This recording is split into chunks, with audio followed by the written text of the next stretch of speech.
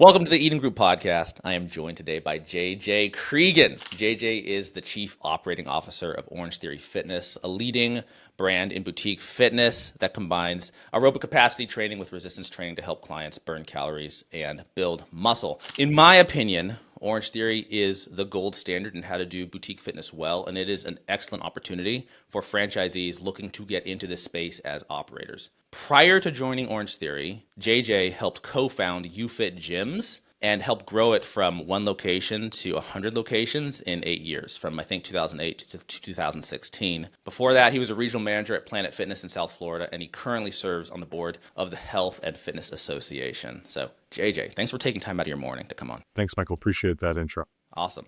So, when did you first get bitten by the fitness bug, and at what point did you decide to make health and wellness the industry where you wanted to build your career? Yeah, it's a 25-year career that was not planned to be that way. Admittedly, my journey with fitness started when I was 12 years old and I was diagnosed with scoliosis. I'm not a very traditionally athletic from a sports perspective person, so I'm bad at baseball. If you ask me to throw you a ball, I'll probably miss your hands.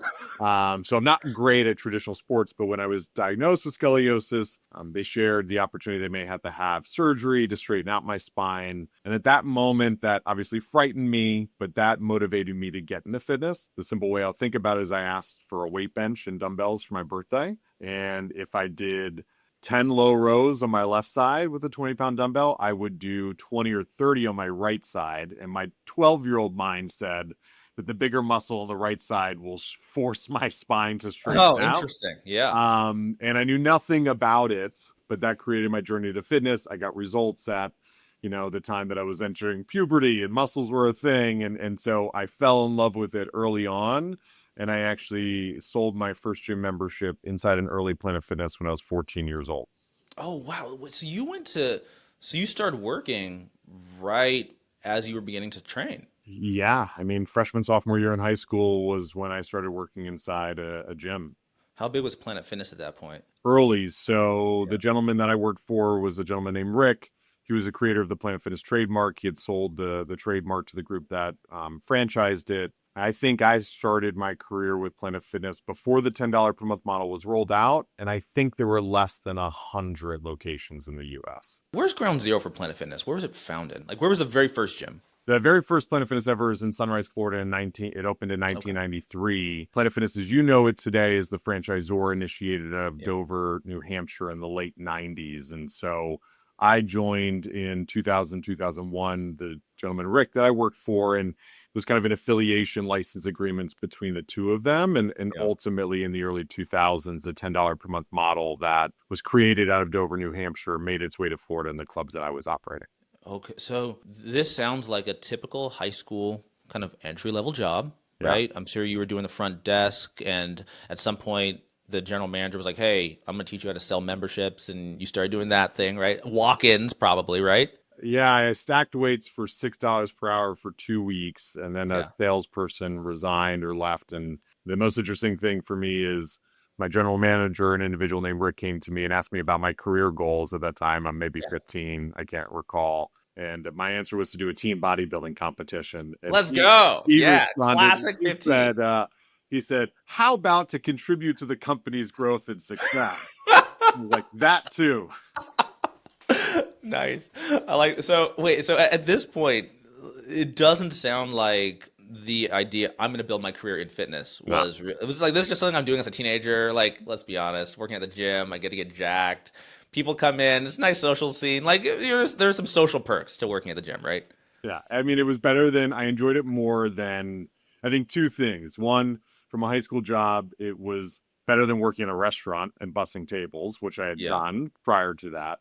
And then two, exercise, lifting was something that I loved at the time. Yes. And it was easy to be passionate about sharing something that you're passionate about. So I enjoyed the environment. I learned a ton, but no, it was just a high school job at the time. If you would have asked me where I was going to go with education and college and career, I probably would have said I was going to follow something more similar to your path and get into banking. But opportunities presented itself that kept me in the industry. So did you continue working at this gym through college? And at what point did you become a regional manager?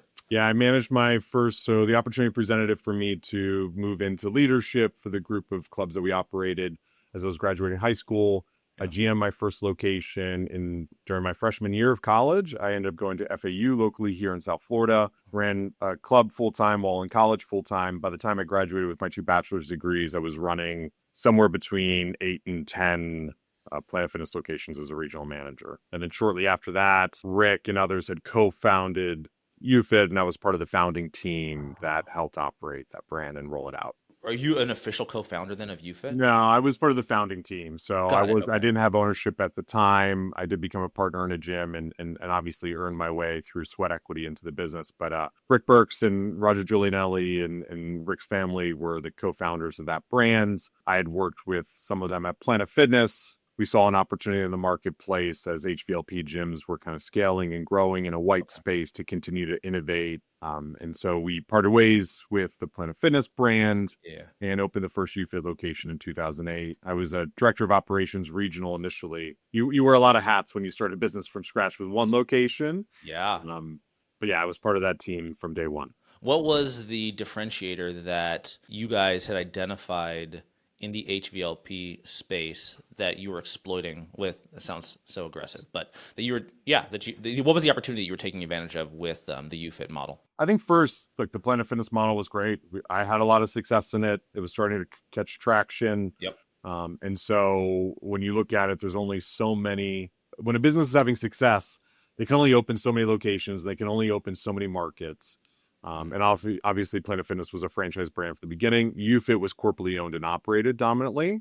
And so we saw opportunities within the markets that we were in and markets that were underpenetrated from Planet Fitness to do a similar execution and experience, but do it a little bit differently. Some of the nuances were from a brand and cultural perspective. If you look at the original Youfit logo, inside the O was a dot.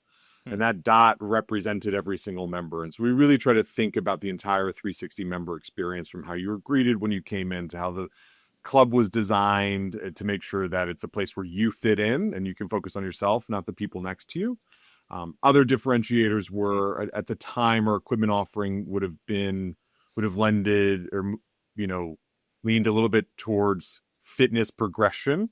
Planet Fitness was very much in its no judgment zone world and didn't have a lot of free weights. And we also offered one-on-one personal training. And our concept was that if you're new to exercise and you're looking for to have results, you need the motivation, accountability, structure, knowledge, and coaching to achieve that. And so personal training was a big part of what we did from the beginning. What were some of the challenges that you faced growing that footprint over that 8-year period? I think for me, I learned a lot about quality over quantity, which seems obvious. At this time, I'm in my 20s. And I think as you're looking at real estate or you're recruiting people to operate your clubs and your business or building out HR departments, when you're in the frenzy of opening 5, 10, 20 locations, you develop these checklists of things that need to get done. I Mm-hmm. need to hire this many people. I need to sign X amount of leases, review X amount of contracts, and making sure that that approach is always balanced in the quality of the execution and the quality of the people and the quality of the culture. And that should probably dictate the quantity that you pursue, was the big lesson I learned during that time. How was this financed? Was this debt, like cash Yeah. flow? That's a pretty rapid growth rate. At least it sounds rapid to me. Yeah, so first location opened in April 2008. I was with the brand until late 2019. In 2014, when we had 54 locations, we brought on a minority private equity investment from PWP Growth Equity. They're now Gray Lion Partners, a great team there. So Got they it. came in and they helped fund the second stage of growth through their investment. At Youfit, the first 50 locations were funded by the founders, by cash flow. It was a really strong business. And typically in fitness, operators will use debt to purchase equipment, purchase or Hmm. finance or lease equipment. Hmm. And so we explored all those opportunities during our growth period. Can you go into margins at all on UFIT? Yeah, Even ballpark. I think high level and HVLP chain at four wall, whether it be what Planet Fitness is reporting publicly or what I've experienced in my career, is like four wall locations are high 20s, low 30 margins. So it can be a really successful business, but Yeah. it takes a lot to achieve those 20 to 30% margins from the Mhm. right location, the right marketing, the right brand, the right team, and the right experience. And so not everyone, as I look at what I've done in my career and what others have done, not everyone's a bullseye, but a lot of them can be. Got it. That business is still, at least there's still a website for Youfit. Was there an exit event? Is it still PE minority owned? Was it majority purchased? Do you know what the exit was for that? Not particularly. I really haven't been affiliated with the brand since late 2019. I joined Yeah. Orange Theory, best time, worst time, March 2nd, 2020.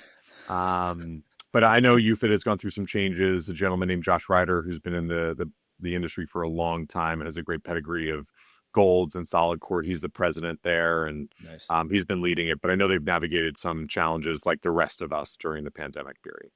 Got it. Yeah. Buy the dip, man. So what brought you to OTF? Orange Theory, the first location opened in 2010 in Fort Lauderdale, Florida. I'm based in Boca Raton, so 40 minutes from that neighborhood. Yeah. And I was a member of Orange Theory in 2013. 2013, and Orange Theory opened up in Boca, where I live, and close to a Youfit location that I had opened. And I lost 2 employees to it. It was Hmm. really the first time I heard about it. And 2 employees resigned to go work at Orange Theory. And I was curious. And so I joined, and that 6 month period that I was a member forever changed how I exercise. Kind of my real first introduction to HIIT training Yeah. versus traditional strength training. Fell in love with the product. Did probably what I did at UFit from Planet Fitness is how can I integrate this into what I'm doing? And so we Yeah. played with some small group personal training and HIIT-based programming inside UFit locations, Yeah. and explored that within our existing business. And I continue to follow the brand and build connections with the leadership, whether it be Dave Long, CEO and co-founder, or Dave Carney, our former president of brand. And I stayed in touch with it. And I explored opportunities in the late 20 teens period with the brand. And ultimately in 2019, I engaged in a process where an opportunity was interesting and appealing. And I was ready for something different. I had been in the HVLP space for that time over 20 years and was interested in franchising, was interested in a business that was 10x the size, and really was passionate about the results that Orange Theory delivers. Hmm. When you work in traditional fitness, Michael, you really sell the opportunity for change, Yeah. right? Here's the hotel room. You can sleep in your bed should you choose to. Right. Yes. Right? Yes. Here's the gym. Here's the equipment. Here's Yeah. the tools. You can pick them up and you can fix and you can train and you can, improve your health. And a lot of members do. Hmm. What I was really inspired by at Orange Theory is the high percentage of engagement of existing members, the high percentage of utilization, those that pay and actually use the product Hmm. regularly, and the results that come from that. And Hmm. so it being a very prescriptive fitness programming environment. I mean, look, we tell our members that love it or your money's back is guaranteed because we're very confident in the product. And so that was very inspiring and interesting for me to work in that prescriptive environment. Would you say that's the secret? Okay, so I mean, caveat: every business, there's like 1,000 small things that add up to the ultimate success. But would you say that the primary driver of Orange Theory's success is really the quality of the product, right? So the percentage of customers who have their expectations met or achieved consistently, quickly, relatively quickly, right? As quickly as you can in fitness. Is that a secret sauce? I think it's the catalyst to the success. Yeah. And, Ellen, who created the workout, is a very inspiring individual. And she created the workout to which caught the eyes of our other founders, Jerome and Dave Long, to hear about it. And then once they started refining the brand and opened the first couple locations, I can think of Lisa Beerer, who is a franchisee, who was the first member of Orange Theory ever. And her and her Mm. husband and through different partners, they own various locations. And so I think that the catalyst is the quality of the workout. Then the members that experience the results, the power, the potential of the brand and the workout experience, like they're really the catalyst to the growth. It took both. It took the workout that worked and the franchisees and the team that was passionate about it to grow this brand from one location to 1,000 locations in 8 years. And so there's That's many crazy. members of our franchise advisory council or franchisees that were very early on members that fell in love with the product and helped the brand grow. Talk to me about marketing. Because in my opinion, Orange Theory is just phenomenal market. Like from the brand design, locations that are picked, the guerrilla marketing on the ground to really get awareness and get the word out. Talk to me about Orange Theory's marketing strategy. Yeah, I think ultimately it starts with as a franchisor, obviously you have brand fund and brand tactics that you're cascading out to try to bring your brand halo, build your brand halo. And I think it's honestly Planet Fitness that does that the best. And as I look at brands in the industry to model, they're the most inspiring in how they've capitalized on that with their thousands of locations. And so that's Mhm. something that I continue to look at and pursue. And how do you balance that out with my marketing partners here? But I think it's the combination of the experience and the results creates a word of mouth. Yes. And that's organic, right? You can do whatever you can want to stoke that fire, but customers and consumers have to latch on to that and, fuel that flame. Then I think it's one of the things that was great for us was the momentum of new store openings and our franchisees activation, grassroots marketing. If you go back in the early days of the brand, you may or may not know this, but there's this movement of orange bikes in towns before Orangetheory stores opened up to paint the town orange. And so I think the Yeah. grassroots community activation was key to the beginning. And then I think it's franchisees investment in marketing and investment in tools, changing in strategy. And, today we have our chief growth officer, Joe Grusman, who's a machine and a star with these types of things. And he has a creative and brand team that's coming up with great content for us to release. And we really do all collaborate on it with our franchisees and at corporate. For sure. Oh, I hear Skype. Let's. I want to talk about the franchisee model Yeah. and the business of what it means to be a franchisee. And Yeah. in your opinion, what makes OTF different from other fitness franchise opportunities? Because there are a ton. I think on the surface, all fitness franchises are pretty similar, right? There's a workout, there's a room, there's an experience, and Yes. there's a membership. Mhm. And we're all delivering that. I think what differentiates one from the other is the experience, what the workout design is, how that's built, how that's baked. I think how it's delivered, how it's tracked, how the community engages in it. And really the coaches are the star to a lot. And so I think for Orange Theory, we're very particular with how we recruit, train, and onboard coaches. A lot of resources are allocated towards elevating that experience for our franchisees and investing in our coaches. And we continue to double down there. That work will never be done because they are the hub to the Orange Theory experience. That's what happens during the 60 minutes of every class. I'm shocked that that phone call is still coming in and I cannot end it at this moment in time. I don't know if it's coming through. I can't hear it. Okay. Um, but so the coach and investment in that is really key. But for Orange Theory, we've leaned into what we call the trifecta of science-backed, technology-tracked, and coach-inspired. And so Mm, all of our workouts are rooted in proven scientific fundamentals.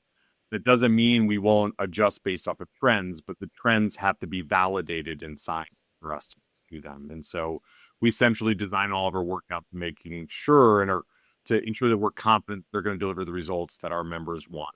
I think the technology you track is we've leveraged heart rate monitors and zone-based training since the beginning. yes. Major workouts, and it allows our members and our coaches to see and feel what's happening in real time to coach and challenge yourself. And a couple of years ago, we released our custom Max HR algorithm before many others, which meant that as you progress, your target zones inside the studio and during the workout will change with you. And none of that is possible without a team that inspires you and delivers the experience along the way. Do you foresee that ever being mass marketed as a consumer product? Our heart rate technology, Yeah, yeah. And the tracking. I think our product is based on what happens during the 60 minutes or 50 minutes inside. And I think that's where we specialize. Yeah, At least that's where I specialize in my career from an operations perspective. So never say never, but that's not currently something we're pursuing. I gotcha. So when you You- look at all the franchisees in Orange Theory's footprint, what do the successful ones have in common, in your opinion? I think to be successful in this business, obviously, it's a combination of the location and the team, right? And so I always think that, Hmm. location, location, location in any multi-unit business. But I do believe that great teams and great experiences can overcome an okay or an average real estate decision to Yeah. deliver great results. So I think it's making sure that you have the right market fit, and the right team to deliver that experience. I think the other thing is really important in fitness, and it's interesting, as you go from being an owner operator to recruiting teams that work for you, Mm-hmm. but making sure that everybody is passionate about the product and the experience. And so, I can tell you that I'm working on doing my capture the flag workout at some point today, despite, as we talked about being at the Miami Heat game late last night and being a little Yeah. tired today. But I will get my workout in. I take 2 to 3 classes a week at an Orange Theory studio, and we recommend that for all of our franchisees and members across the brand. Yeah, stay in touch with the product and the deliverable to the degree that you're able. And we can totally deflect this question if necessary. How have things changed with the acquisition from Self Esteem? So this was was it exactly a year ago? About a Coming up year on a ago. year ago, Orange Theory completed a merger of equals with Self Esteem Brands that brought together 2 large fitness franchise concepts and a couple other smaller ones, between Mm, Anytime Fitness and Orange Theory being the largest. You also have Base Camp Fitness, the Bar our Method, method. Waxing the City are included in that. Yes. And so combined, there's over 7,000 locations worldwide. I think what the merger and creation of Purpose Brands created is different opportunities for franchisees, different resources for corporate employees, and different types of collaboration. I think for Yeah. me, in the 5 years, I've been talking to people in my network about the industry, but I've also been mostly focused on my teammates here at Orange Theory and how we look at the business. And so, for me to pick up the phone and speak to Stacy or Nick, who lead the Anytime Fitness brand, or Stephanie at the Bar Method, and to collaborate and to take lessons and pilots that they've done and to bring it to Orange Theory will be beneficial in time. Hmm. Is there a sense of kind of competition, but even if it's friendly competition, like between the portfolio companies, between those brands? Now, I think there's similarities. I don't think there's, when you think about the Venn diagram, I think there's a little bit of an overlap. So Mm. if you think about Anytime Fitness and Orange Theory in the Pacific Northwest, there's definitely Orange Theory and Anytime Fitness is in the same market. Yeah. Different consumers, different experiences, different price points. I also think when you look at the boutique or studio-based brands, there's a lot of um, sharing that happens, and you see this in the industry with the creation of Fit Rows or shopping centers of multiple boutique fitness concepts, and that's because people are committed to their health and wellness and change. They explore and they add different modalities into it. If you do weightlifting, there's a chance that you might do yoga as well because it complements. And so I look at it from that perspective. Yeah, it's very interesting, and I've experienced this personally as well. When it comes to HVLP, most people aren't going to have more than one member. I mean, some people do, right? If there's different convenience and you want to work out in this place and this place, but when it comes to more boutiques, like small box styles, whether that's Orange Theory, whether it's CrossFit, which is very different, the Bar Method Yoga, it doesn't seem too uncommon to have more than one membership, right? Because they serve different purposes. I found it in HVLP. I mean, that was one of the most Yeah. interesting things I saw when I was leading Youfit and a member of Orange Theory is the number of members that I saw that had a Lifetime Fitness key tag or an LA Fitness or a Planet Fitness key tag at the same time. And I think exercise and health and wellness is not one dimensional. Yeah. And I think we see that now more than ever with the movement to recovery and the transition from fitness to wellness and pursuing longevity. And so I think the kind of awareness and acceptance of nutrition, sleep, recovery, movement, mindfulness all coming together and being part of the recipe that drives success is really at its peak right now. But Mm. it's been around for a long time. Mm-hmm. What are you most excited about in the industry? Younger generation, I think about, I've been very fortunate that I fell in love with an activity that created a career and has fulfilled me, both personally and professionally, for over 20 years. I love that the value that I've been able to deliver to other teams that I've led and careers that I've helped build and nurture and cultures that I've helped create. But I look at my experience and I overlay that with my children's experience. And Mm-hmm. I have 9-year-old twins. And I think about today that it's less than a quarter of the US adult population is a member of a fitness center today. Really, still that low? Yeah, in the US. And it's even lower and it's higher in other parts of the world. Yeah. But when I told my mom that I wanted to get a gym membership, the stereotypical bodybuilding and that approach came to her mind. I Yeah. think if a 16-year-old talked to their mother or father today about wanting a gym membership, it would be looked at very differently. I mean, Mhm. all team sports are exercising, social media, the research, like so much more Yes. information is available. And I look at my children who were born in 2016, and they're Mhm. growing up in a home where there is fitness equipment that is used at home. Yeah. Mom exercises, dad exercises. They've been to Orange Theory, they see the yoga facility. So their awareness and comfort with fitness from a Yeah. family nucleus is much more different. And I think that's going to shape the industry and the health of our country and others for generations. Yeah, you're right. And what you're saying echoes a prior conversation I had with an investor in health and wellness CPG. And he noted a very distinct change with millennials, right? It was like that was the first generation that en masse started reading labels and started not buying things because of what was on the label, right? And he said like Gen Z is like like not like like this is a very positive trend. He's like Gen Z is even more intense than millennials, and then Alpha is going to grow up just thinking like, well, of course we're going to have less sugar, and how much protein's in this, and what's the calorie to protein ratio? Like this was not a top concern for most people in prior generations. Like there were still people who really cared about Well, fitness, but not en masse, right? So I agree. This is a very, I think, encouraging trend, right? I think there's And a great tailwind for the health and wellness industry. yeah, I think there's a dark side to it too, Yeah. right? Where, healthy body image and the awareness and overthinking can come into Yeah. play too. And for me, working in such a science-backed business, people that I'll meet on the street assume that I know all about the biomechanics of the body and nutrition and this and that. And that's not me. It's like for me, the movement, the activity, and just enough information to improve and challenge myself is all that's essential. Hmm. But I do think that, currently we're in this place where sometimes we can be data rich and knowledge poor when it comes to our Mm. own career. There's so much information. There's so many influencers. There's so many articles you can read. And what I think is the most important thing to understand and grasp is the best workout is the workout that you do. What is your opinion on the proliferation of influencers in the health and wellness space? I think the first thing, Michael, is I wish I was one.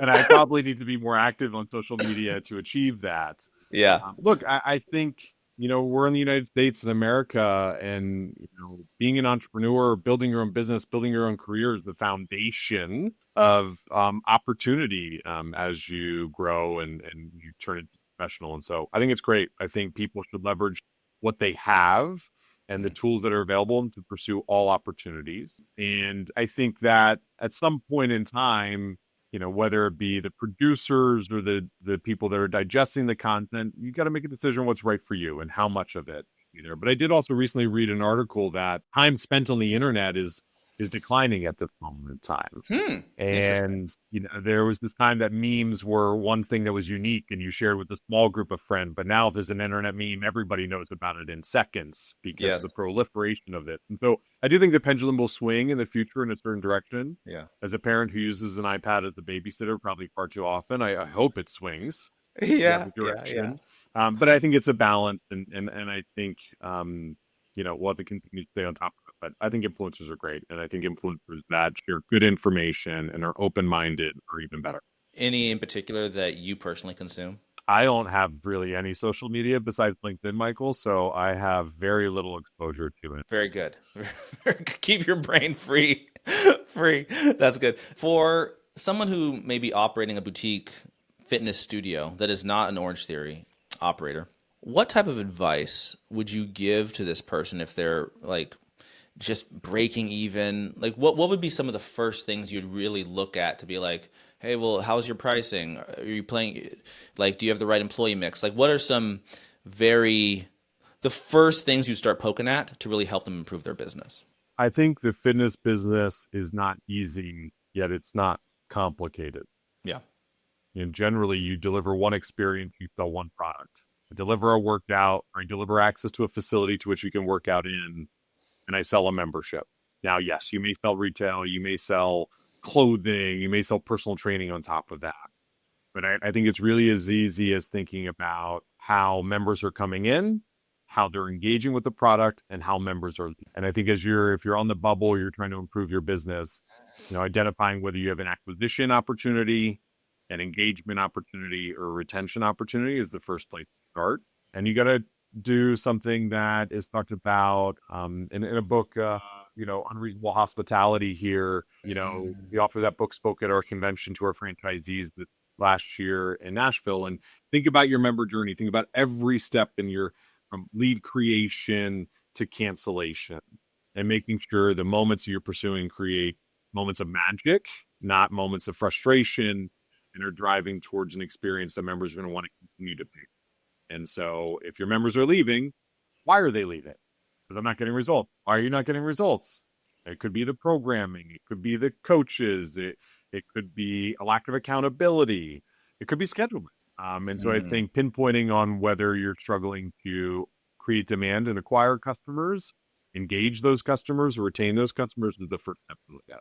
That's really good advice. Are there any other books that you've read throughout your career that have profoundly changed the way you operate and lead? Yeah, I think the books that come to my mind right now are Good to Great, Great by Choice by Jim Collins. I think those are probably the first few business books that opened my eyes. Relentless is a book that I love and something I try to embody. I think about Sam Walton's book, Is It Made in America? Yeah, Right? yep. Sam Walton Made in America. It is a really early on book. And then the last one that's going to mind is Multipliers. I want to I haven't heard that one bookshelf right now.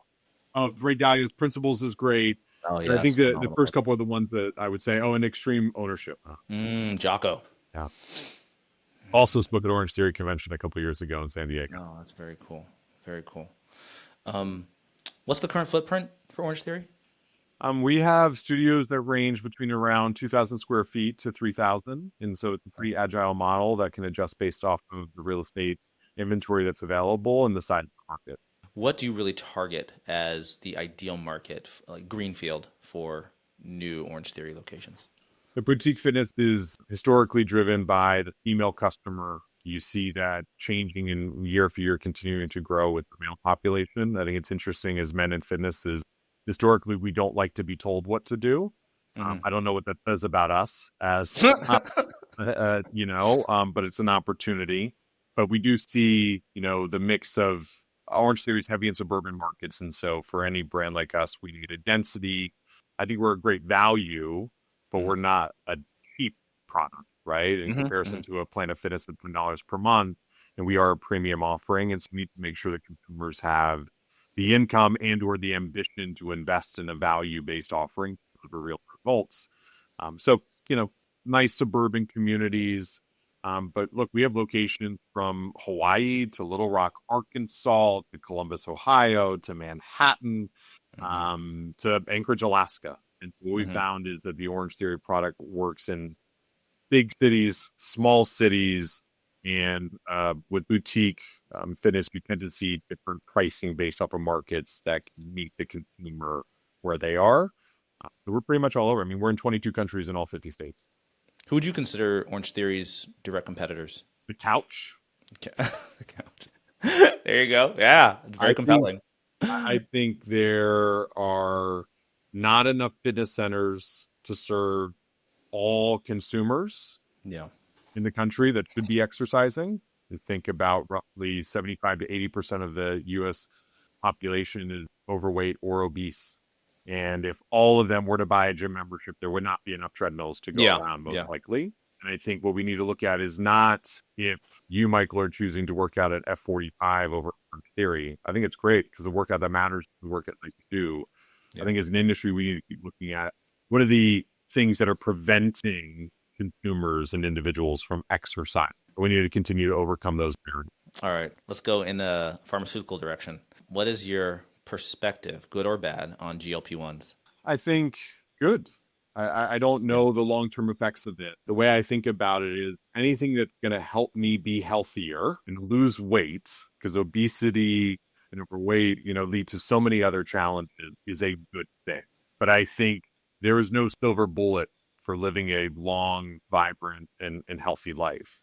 And it takes exercise, movement, nutrition, and in some situations, medication. When I was working in Planet Fitness many years ago, people, even in that gym that's the judgment free zone, is very comfortable and very accommodating. People still felt like they needed to get in shape before they joined Planet Fitness. The most important thing you do is you just show up, taking Just that come. first step. Yeah. And so I look at these medications for those that need it as something that it can help them gain confidence and progress. And that progress will create momentum. And that momentum will help them explore other things to Yeah. improve their health and their lifestyle. And fitness and wellness is bound to be part of that. So in Hmm. time, I think GLP-1s help us expand the penetration across the 70 to 80% of consumers that aren't currently exercising and bring more consumers into traditional fitness. Yeah, I agree with that. Yeah, it's a very powerful tool, but people have to realize that it is just it's a new tool, but it definitely doesn't help with bone density, doesn't help with muscle building, right? These are very important for longevity, for health, especially as you age. You do not want to be wasting away. That's not good. Well, more importantly, when was the last time you built something, put something together with just one tool? Yeah, I mean, yeah, you could buy a exactly. multi-tool that you twist this, you take that, and it turns from a hammer to a screwdriver and a saw. But Yeah. ultimately, when you want to achieve something, when you want to build something, it takes multiple inputs to drive the output that you desire. And so medication could be one component of that for someone, just like for me, nutrition and sleep are a key tool for my health and Yes. wellness, in addition to exercise. Yeah, for sure. Is the U.S. still the fastest growing country for Orange Theory? The US is where I spend the majority of my time, but I've spent time in Europe. Obviously, we have a team that leads international operations and development. And, my counterparts at Anytime Fitness under Purpose Brands have a huge business internationally. And so while trends vary from country to country, there's a lot of markets in Europe and Asia and Australia and New Zealand that continue to grow. We Hmm. also see a lot of success in the industry in South and Central America. So, as you mentioned earlier, I'm a board member of the Health and Fitness Association. We have international members that are on the board. We do activities and events across the globe. And so we see really growth happening all over, but each country is at its own stage of penetration and acceptance of fitness and wellness. Yeah. Tell me a little bit about what the Health and Wellness Association does. Yeah, the HFA, the Health and Fitness Association, is really the association for the fitness industry overall. And the primary goal is to grow, protect, and serve the fitness industry. And if you think about that, the combination of the operators and entrepreneurs and those that are delivering the service, but then also the manufacturers that are building equipment and some of the technology that it takes to exercise. And so there's a lot of work around advocacy, some work around standards, some work around education and research to inform those that are leading these businesses that shape our industry moving forward. So there's currently the FIT Act, which is a bill that we've been trying to get passed for a lot of years, which allows physical activity spending for a consumer to work in the same way with your HSA or FSA would, pre-tax dollars. And so Heck yeah. and today, it's a little bit of a gray area where you need to have a diagnosis to leverage your HSA to do that. But the FIT Act would really allow all physical activity to be part of that. And so that'd be great. And then there's a ton of just local legislation to be, support of the business and the industry, but to also push the segment that we're in forward that are happening as well. I really hope you get that passed. I mean, that would be a huge unlock, not just for the industry, but for consumers to be able to use pre-tax dollars on their health. I mean, it's a no-brainer.